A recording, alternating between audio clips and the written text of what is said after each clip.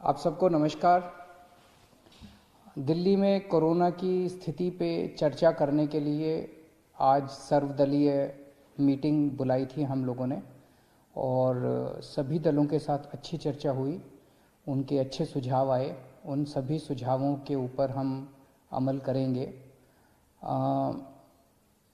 उस मीटिंग में मैंने सभी दलों से एक ही बात कही, ये समय बड़ा कठिन समय है दिल्ली वासियों के लिए, जब कोरोना के केसेस बहुत ज़्यादा बढ़ गए हैं। ये समय राजनीति करने का नहीं है। राजनीति करने के लिए तो पूरी ज़िंदगी पड़ी है। हम लोगों को थोड़े दिन के लिए राजनीति को साइड कर देना चाहिए, बयानबाजियों को साइड कर देना चाहिए, आरोप प्रत्यारोप को साइड कर देना चाहिए। ये समय सेवा करने का है। जितनी हम सेवा करेंगे लोगों की, उतने लोग हमें याद रखेंगे। आने वाली पीढ़ियां हमें इस बात के लिए याद रखेंगे कि जब दिल्ली इतनी कठिन परिस्थिति से गुजर रही थी तो हमने बाहर निकल के लोगों की कैसे सेवा की। वो ये इस बात पे याद नहीं रखेंगे कि हमने कितनी अच्छी राजनीति की। इस बात पे सबकी सहमति थी, सभी दलों की सहमति थी कि हम सब मिलके, सारी पार्टियां मिलके, दिल्ली वासी बनके, देशवासी बनके हम सब लोग इस टाइम लोगों की सेवा करेंगे। मुझे बेहद खुशी है, सभी लोगों ने इस बात का समर्थन किया। पिछले कुछ दिन से इसी बात पे आरोप प्रत्यारोप चल रहे हैं छठ पूजा को लेके। हम भी छठ पूजा करते हैं, सब लोग छठ पूजा करते हैं। खास तौर से हमारे पूर्वांचली जो बहन भाई हैं, उनकी बहुत ज़्यादा श्रद्धा है छठ पूजा पे। हम चाहते हैं कि हमारे बहन भाई छठ पूजा बहुत अच्छे से मनाएं। कई लोगों की मान्यता होती है, कुछ लोग तो यहाँ तक कहते हैं कि अगर मेरा ये काम हो गया तो मैं दो अगली छठ पूजा ऐसे करूँगा, मैं ऐसे व्रत रखूँगा। बहुत लोगों की मान्यता होती है। आप सब लोग मनाएं छठ पूजा। आप मुझे अपना बेटा मानते हैं, आप मुझे अपना भाई मानते हैं, मैं आपके परिवार का हिस्सा हूँ। मैं तो चाहता हूँ कि मेरे परिवार के, दिल्ली के 2 करोड़ लोग खूब खुशी खुशी छठ पूजा मनाएं। लेकिन आप सोच के देखो कि अगर हम बाहर किसी तालाब के अंदर 200 लोग एक साथ उतरेंगे और उसमें अगर एक को भी कोरोना हुआ, और हो सकता है, कोरोना कईयों को होता है, पता भी नहीं होता, अगर एक को भी कोरोना हुआ और अगर हम 200 लोग उस तालाब में उतरे तो सबको कोरोना हो जाएगा 100%।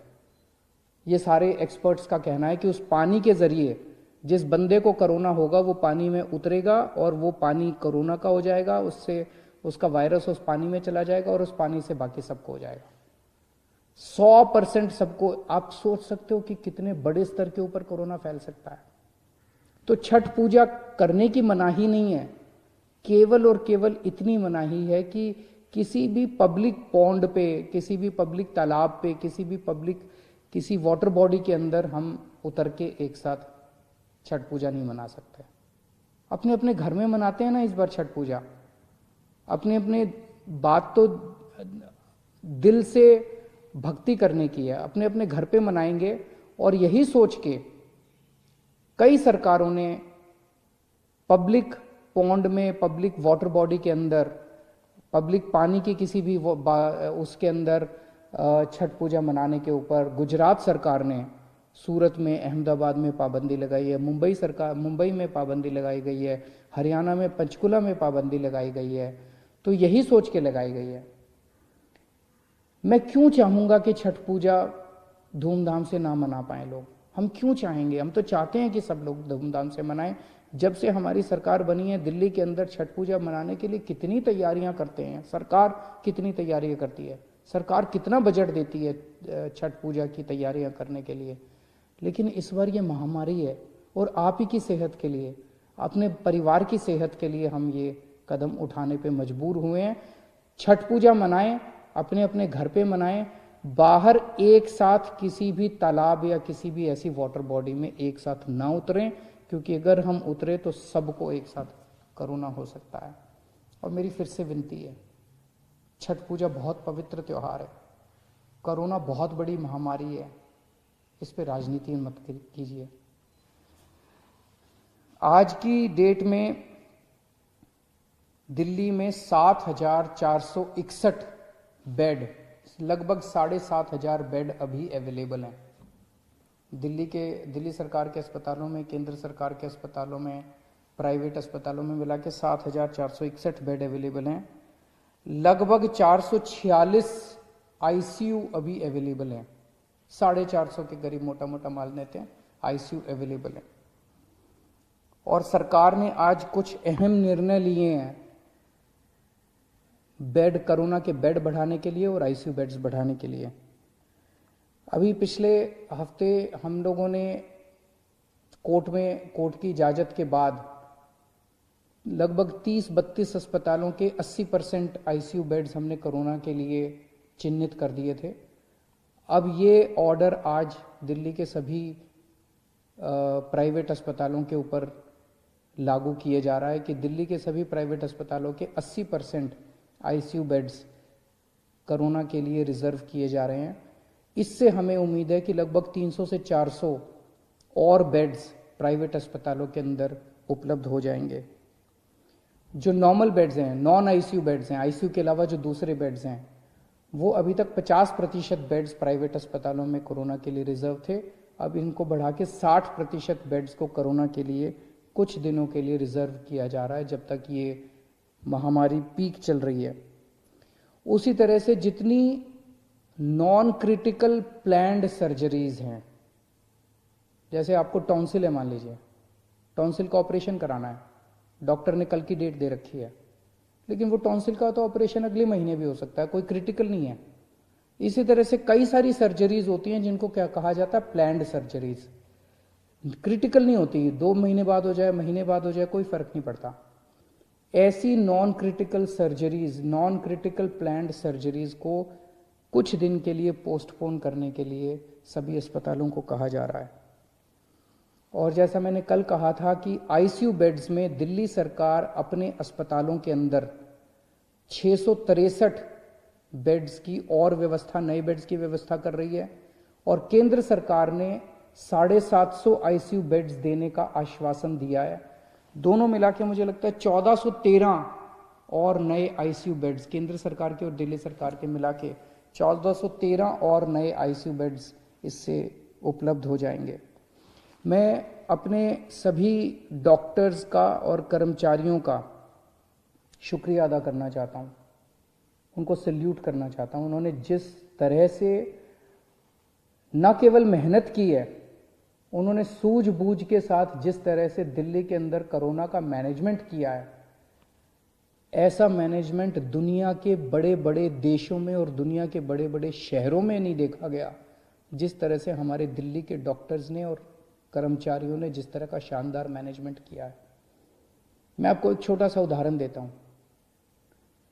न्यूयॉर्क के अंदर, न्यूयॉर्क अमेरिका में है, अमेरिका कितना एडवांस्ड देश है। न्यूयॉर्क के अंदर 6 अप्रैल को उनकी पीक आई थी। 6 अप्रैल को उनके 6,353 केस थे। उस दिन 6,353 केसों में उनकी 575 लोगों की मौत हुई थी।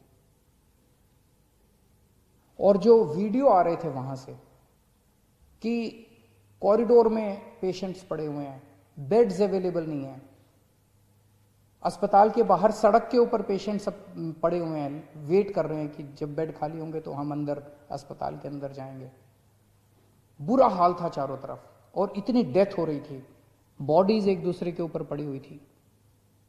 इसी तरह की तस्वीरें स्वीडन से आई थी, इसी तरह की तस्वीरें फ्रांस से आई थी, इसी तरह की तस्वीरें इटली से आई थी। जब बेड्स खत्म हो गए थे, लोग बाहर पड़े हुए थे, लोग जब उनकी पीक आई थी। आज दिल्ली के अंदर लगभग पिछले हफ्ते 8,500 केसेस तक हम पहुंच गए दिल्ली में।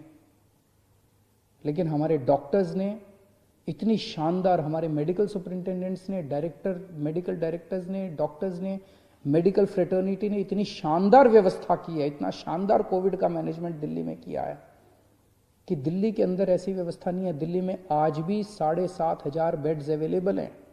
आज भी 450 आईसीयू बेड्स अवेलेबल हैं। कॉरिडोर के अंदर पेशेंट्स नहीं पड़े हुए, सड़कों के ऊपर पेशेंट्स नहीं पड़े हुए।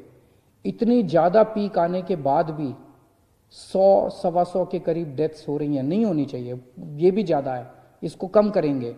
लेकिन जब आप इतने एडवांस्ड कंट्रीज से कंपेयर करते हो जहाँ पे बुरा हाल हो गया था, मुझे लगता है हमारे डॉक्टर्स ने बहुत शानदार प्रदर्शन किया है। इन सभी डॉक्टर्स की ये समय है हम सब पीठ थपथपाएं। अगर कोई भी आपको डॉक्टर मिले, कोई भी नर्स मिले जो कि कोविड के लिए काम कर रहा है, उसकी एक बार पीठ थपथपा देना, उसका शुक्रिया अदा कर देना, ये बहुत ज़रूरी है। मैं अभी एलजी साहब के पास गया था मिलने के लिए। मैं एलजी साहब को सारी कोरोना की जो दिल्ली की परिस्थिति है उससे उनको अवगत करा के आया। हम दोनों ने माना कि दिल्ली के अंदर जहाँ जहाँ दिल्ली में बहुत सारे लोग मास्क पहन रहे हैं, लेकिन कई लोग अभी भी मास्क पहनते नहीं हैं। तो लोगों को मास्क पहनवाने के लिए कई बार जब कहने से बात नहीं बनती तो फिर थोड़ा सा टाइट करना पड़ता है। तो फाइन अभी 500 रुपये था, इसको बढ़ा के 2000 रुपये फाइन किया जा रहा है कि जो जो मास्क नहीं पहनेगा उसके ऊपर 2000 रुपये का फाइन लगाया जाएगा। मेरी सबसे अपील है, इस टाइम मैं दिल्ली के सभी लोगों से अपील करना चाहता हूँ, जितनी सामाजिक संस्थाएं हैं, जितनी धार्मिक संस्थाएं हैं, जितनी पॉलिटिकल पार्टीज़ हैं।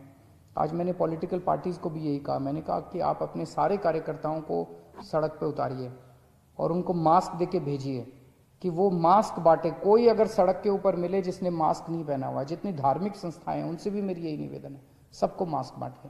अगर आपने मास्क पहन लिया, आपके कोरोना होने के चांसेस बहुत ज़्यादा कम हो जाते हैं। तो मेरी सभी संस्थाओं से, धार्मिक संस्थाओं से, सामाजिक संस्थाओं से, पॉलिटिकल पार्टी से सबसे निवेदन है कि अपने अपने कार्यकर्ताओं को मास्क दे के सड़क पे उतारिए कि वो मास्क सबको बांटे कि सब लोग मास्क जरूर पहने। अगर आप मास्क पहन लेते हैं तो आप कोरोना से काफ़ी हद तक बच सकते हैं। और अगर आप एक किसी को मास्क पहना देते हैं तो आप ये सोचिएगा कि उसको कोरोना से बचाने का आपको पुण्य हो गया। एक आदमी को आपने कोरोना होने से बचा लिया, इस बात का आपको पुण्य हो गया, इस बात का आपको सुकून मिल सकता है। नमस्कार।